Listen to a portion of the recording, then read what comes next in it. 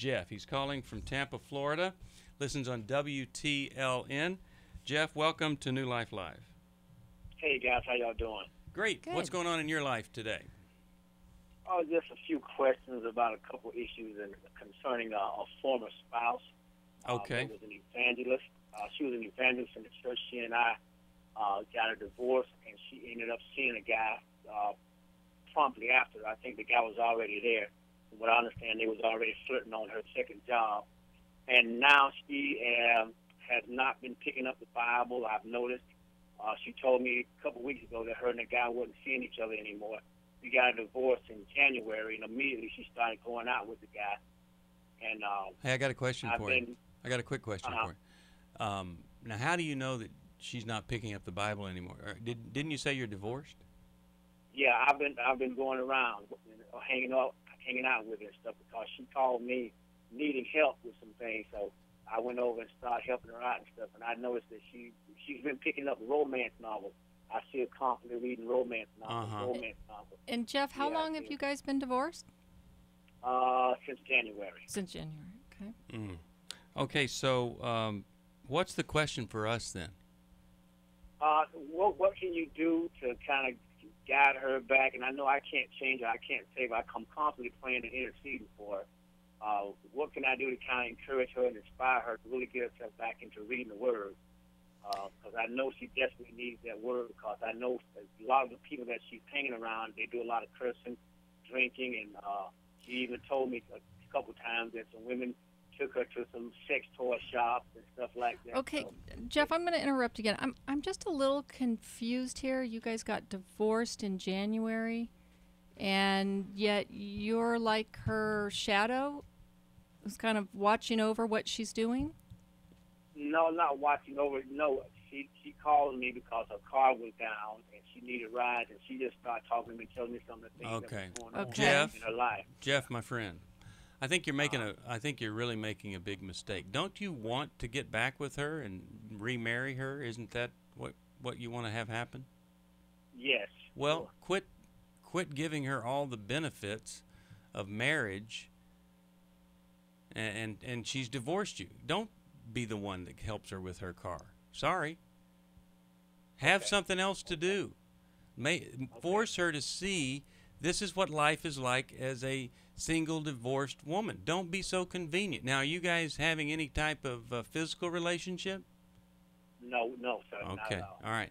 I mean, you sound like a very kind and wonderful man, and it's hard for you not to be kind and wonderful. But that kindness and wonderfulness might have been the reason that she left you, because you kind of ceased to be a person to her. You didn't stand up for, what you're entitled to. And I suspect that your wife, just based on what you've said, she might be a romance addict, and maybe when the romance died with you, it just wasn't enough, and she has to have romance novels and little affairs and all the other stuff that she does. So if I were you, I would not make myself available to her, and I would get some counseling from an older man who's got some experience in this area. Let's hear the female side of this and see what Sherry and Jill have to say. Jill, what are you thinking? Okay. Well, I think, Jeff, that while it feels good that she needs you, and you certainly are helping her in a lot of ways, I agree that it's not very attractive. Here you're enabling her or walking alongside of her as she's going out with other guys. And so there aren't really any consequences. Like, it almost doesn't sound like you guys are divorced, but you kind of have some partnership, and she's dating within the context of your relationship. And so I think you have to draw some lines for yourself in terms of what you can tolerate and what you won't tolerate. And that means she has to feel the consequences of her actions. So if there's any hope to move on, she's got to regain respect for you. Yeah, and I guess, go ahead. What was that? Oh, no, because it was several times that she was about to get kicked out of her apartment. that would be the best thing that could ever happen for you, man, is for her to get kicked out of that apartment. If you're preventing her from experiencing all these consequences, it doesn't make her drawn to you more. I'm telling you. She sees you as a limp dish rag. Well, you're like a parent. Yeah. And she's the adolescent, Jeff. But nobody wants to marry their parent. If I was in your situation and I had my my head screwed on straight, I wouldn't do all that. But I'd be sure that whenever she saw me, if I thought our paths are gonna cross at church or something, I would be looking good. I mean, I would be looking as if I've got my own life. Mm-hmm. I'm doing fine. I'm not needy. And you left, and my life went on. That's how we can have a chance to draw her back into a healthy relationship.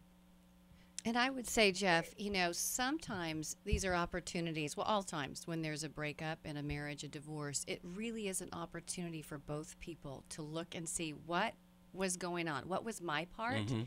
And so what I've heard both Steve and Jill talk about is there's an enabling part. There's a role that you've played in your marriage that you need to take a good, hard look at.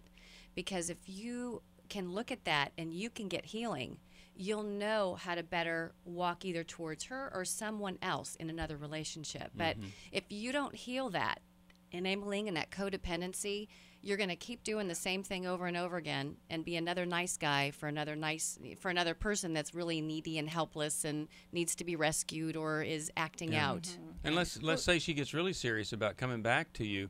You'd want to say no. You'd want to say, well, honey, before you do that, you'd need to get some help so that we don't end right back up. And we'd need to see someone together. So no, you can't come sleep over here. You can't just walk back into my life. There are some requirements. All of a sudden, you've got a backbone there that she's going to respect. See, it's huge in relationships. I mentioned getting counseling and everything too, and because I noticed she said that she was still hurting because of the relationship that she just got out of with this guy. She told you that? She told you that? Yeah. You're like her gay best friend. Yeah, that's right. Mm-hmm. That's how she's treating you. Yeah. Right. Okay. Now, I hope something we've said has encouraged you. I'm going to send you the book When You Love Too Much. Yeah. Good. Okay. Go Okay. ahead. One more thought. So, Jeff, you sound like a really nice and caring guy, as we have said, and those are good qualities. But I would like you to ask yourself, where are your needs, and how are you going about getting those met? Right. Okay. And I've also read Boundaries and Healing is a Choice. I've read both of those books. Okay. It's a great book. Well, let me send you for her Every Woman's Battle, and see if that might be of some help to you. You know, the Bible says, "Rise up, O men of God." And sometimes, like little Solomon said the other day, Dad, a man's got to do what a man's got to do. And it's true. You just have to do it. Love All right. it. So I'm going to send you When You Love Too Much and the book Every Woman's Battle.